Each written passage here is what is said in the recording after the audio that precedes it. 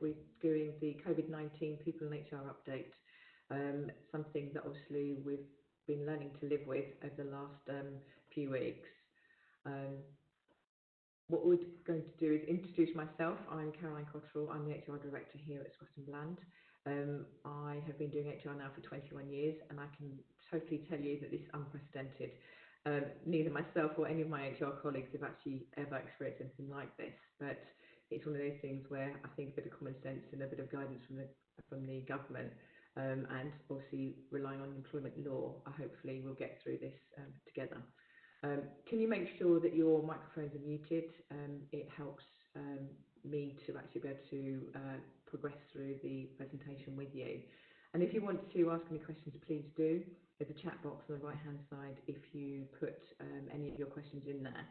What we will be doing is actually sending out a question and answer sheet to you all, and any questions that you do have that we can answer, we'll try and do so.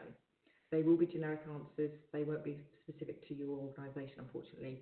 I'm not an employment lawyer. I'm a practitioner. I'm an HR practitioner. So I'm giving you the practical elements of the HR and the people agenda. What I wanted to tell you about Advisor Live, if this is the first time you've been on, it's a weekly event. We have it for 30 minutes and it's collaborative. This means that you can actually participate by asking questions, and we try and give you answers as quickly as we possibly can. So if you haven't been on any other events, obviously at the end of this you can see how you can actually get onto other events in the future.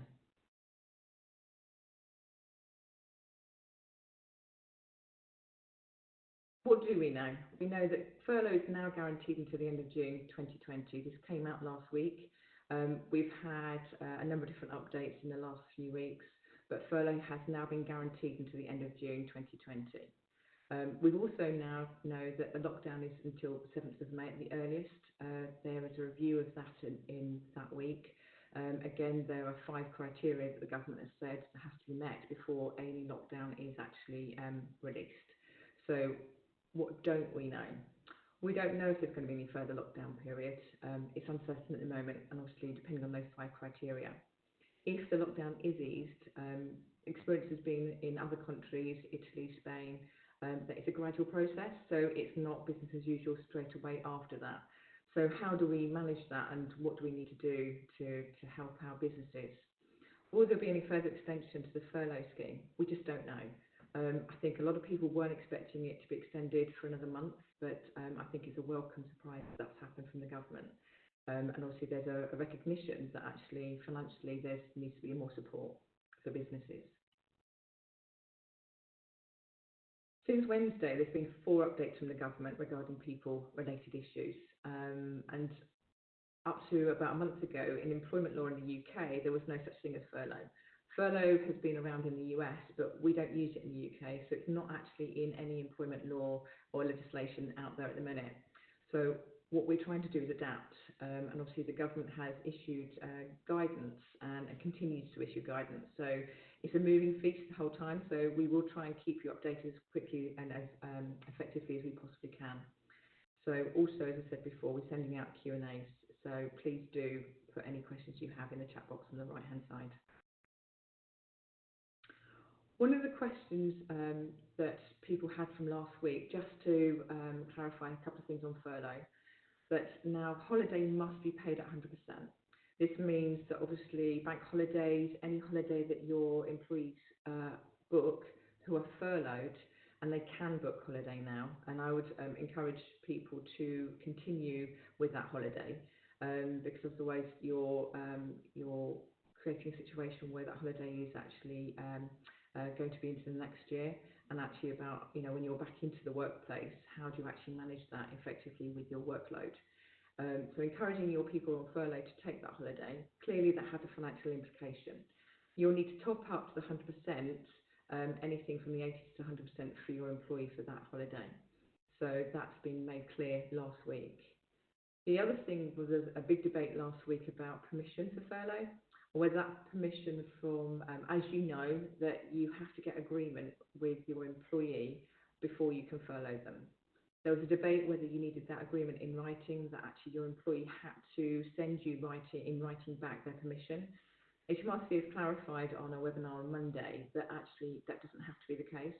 As long as you write to your employee and confirm that they are furloughed, then that is in effect enough evidence to say that you have furloughed them. The permission, they said, was almost back to contract law, offer and acceptance. So you're offering furlough, and the fact that they're actually taking it and taking payment is acceptance. Again, we don't know how that's going to pan out in employment law because it's not in employment law, so we don't know what that is for the future. What we've done is we've actually sought permission in writing from our employees just to be gold-plated, just so we are absolutely sure that we have permission from them that they are furloughed, they understand what that means. But it's for you to decide about how you want to take that forward. But just wanted to make sure I mentioned those two key things that I've actually updated since last week. So what happens next is you're thinking, your business has been affected. What happens for you? One of the consequences of that you're going to find is that your sales may have reduced, your income may have reduced, and actually you may not even be open. So what do you do after this is over, or even now, to plan for the future? So what are your options? My suggestion is you start planning now. Although furlough is there until the end of June, and you might be taking that up, talking about your business and actually looking at your business about what do you need, because I think you'll agree with me that actually businesses will look a lot different to how they used to be. I don't think we can ever go back to how it used to be. The working from home, if you're able to, or the actual way we are working has changed. So we need to understand from a business point of view, what does your business look like for the future? And starting to think about that right now is, I think, one of the key things. So what do you need to do about that? It's about understanding what skills do you need? What are your customers? Have they changed? And actually, what does that look like? To mitigate any financial issues, do you need to ask some of your employees to take some time off over the summer? Do they have other issues with childcare? I know homeschooling has been one of the things that we've talked about quite a lot. And it's a pressure your employees are under, particularly if they're trying to work from home. Could they reduce their hours? And actually, in reducing their hours, they actually reduce the cost to you as such. Of course, you're going to need their consent. But actually, it's one of those things where talking with them is probably one of the things that you want to do about understanding where they're coming from. But I think, first of all, you probably need a bit of a plan. So what does your structure look like? So I think going back to basics is that what does your structure look like coming out of this? Looking at your potential income and your cash flow. And I know we've done in previous Advisor Lives about cash flow for the next few months. And being realistic about how much you've got coming in compared to what your overheads are actually going out over the next couple of months. So if you have done that plan and actually you're looking at you need to make a reduction, how do you do that? So what do you need to consider if you're looking at redundancies or structuring your team? With anything, it's consultation. Employment law is still there. The government has made it very clear that they're still expecting legislation and guidance to be followed from the ACAS rules. So basically, you have to prepare a business case. You need to have, I would suggest, a cost analysis. If you are making redundancies or restructuring, does it save you the money that you're expecting it to before you go through any process? What is the proposal that you're actually proposing? Because actually, as part of a consultation for any commercially, if you're looking at a business case, what is your business case for doing that? And have you got your cash flow alongside that with your cost analysis? And then you look at the options that you've thought through. So actually, we talked about reducing the hours. We've talked about unpaid leave. We've talked about doing things slightly differently, asking people to maybe go sabbatical if that's an option for you. If not, it is about the option of redundancy and how do you select the areas for redundancy. Is it where your customers have reduced their needs? Is it about income reduction? Or is it something that you look as a whole business you have to restructure? You do need to understand the contractual terms of your employees before you start any conversations. So look at your contracts of employment and look at your policies, because with any employment law, if you've got policies, you need to follow them. So if you have a redundancy policy or if you have policies in place, you do need to follow them. Look at ACAS. ACAS is a fantastic resource, a free resource for templates for letters and guidance on how to conduct consultation.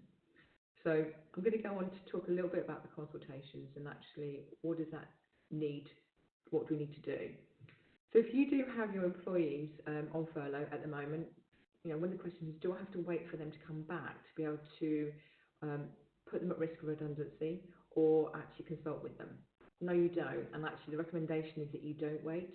If you have more than 20 people, then you need to do a minimum of 30 days consultation. So therefore, 30 days, even if you started that process now, it's going to take you a bit of time to actually start your planning, your preparation, your business case. So I'd be starting now to look at actually what do your structure look like in the future. And if you've got more than 20 people to actually put at risk of redundancy, you're going to have to do that 30 days consultation. If you've got less than 20 people, there aren't any restrictions on time. However, it's what's reasonable. And a suggestion would be that you would need to have at least 2 meetings with those people to see what the mitigation would be. Again, on ACAS, there are some really good tick lists about consultation and guidance about how you actually conduct that and what you need to do. So do use that. You will need to, if you've got more than 20 people at risk, have representatives. There is an automatic right to have a collective representation. So you will have to do representatives. So in effect, holding a ballot or asking for nominations for representatives for those people affected. And they then act on behalf of those people who are at risk. So what you then do, have a duty to consult with those people, and the consultation is two-way. It really truly is about looking at the mitigation, what other things you've gone through. So you're going to have to share some relatively confidential information potentially with them, because obviously the risk is if you don't, they have a duty to keep that confidential, and it's in your remit to be able to ask them to sign either an NDA or some sort of confidentiality clause as part of it.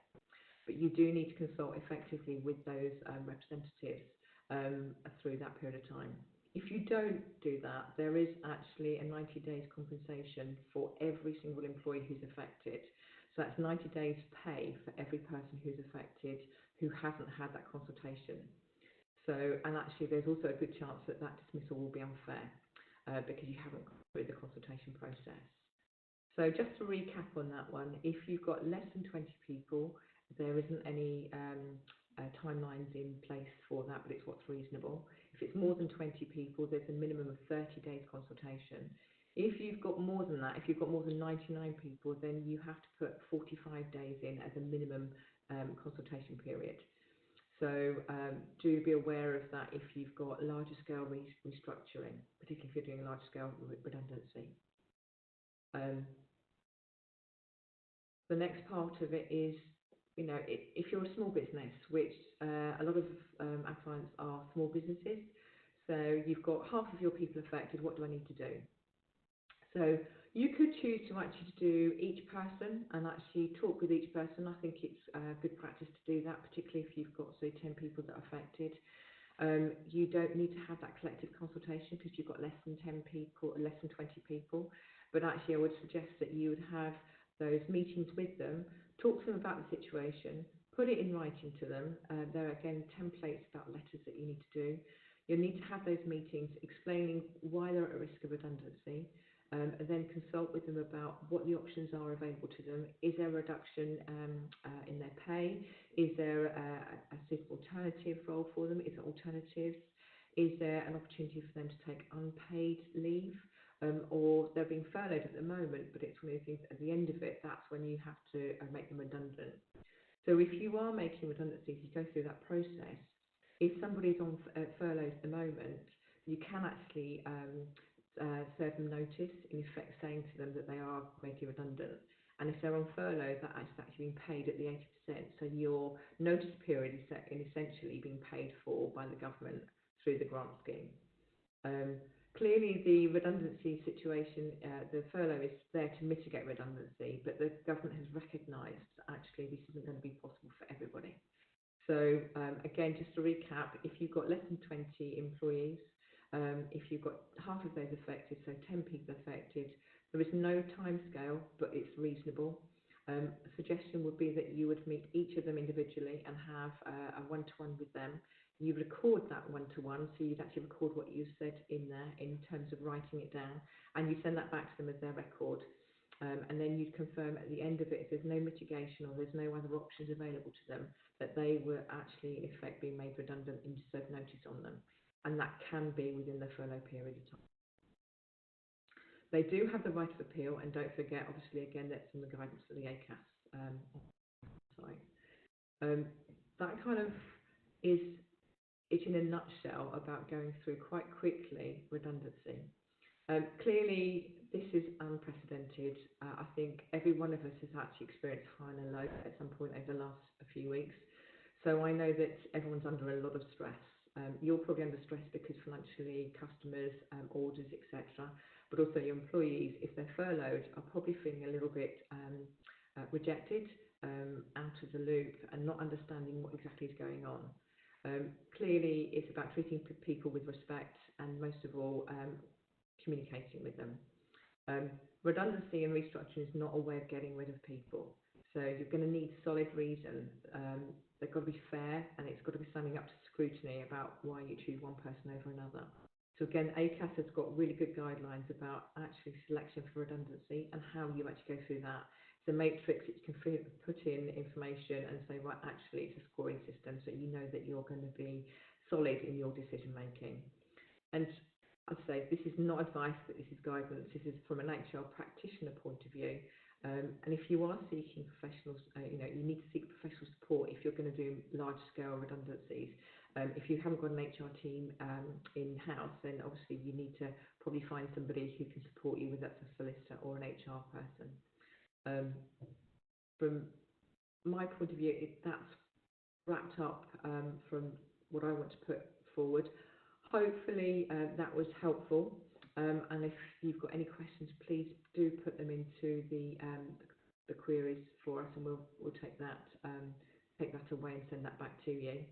But as a firm, we can help you make the claim.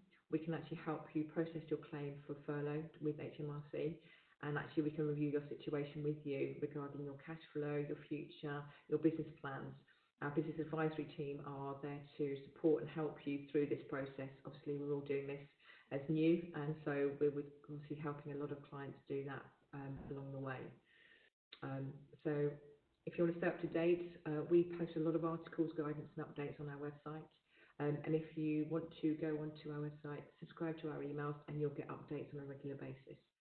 We also have our social media channels, which you can actually stay up to date with, announcements, etc. And of course, if you have any additional questions that aren't related to this, please do send us an email on hello@scotlandland.co.uk or give us a ring. I'm hoping that was useful. I can see there's quite a few different questions coming in. So actually, I can take one from Sue. Yes, you can ask staff to take annual leave when they're on furlough. One of the things the government has said, and it still stays as it was, you can ask and stipulate when people take annual leave. So even when people are returning, or if they're on furlough, then you can say that actually this is what they're requiring to do it. If you check the ACAS guidelines, you have to give notice as much, double the notice of the amount of time. So if you're asking someone to take 5 days, you have to give them 10 days notice of that holiday that you're wanting them to take. But again, check out the ACAS guidelines on that one. So hopefully we can answer some more of your questions and send that back to you. But thank you for your time, and hope that was interesting and informative. Many thanks.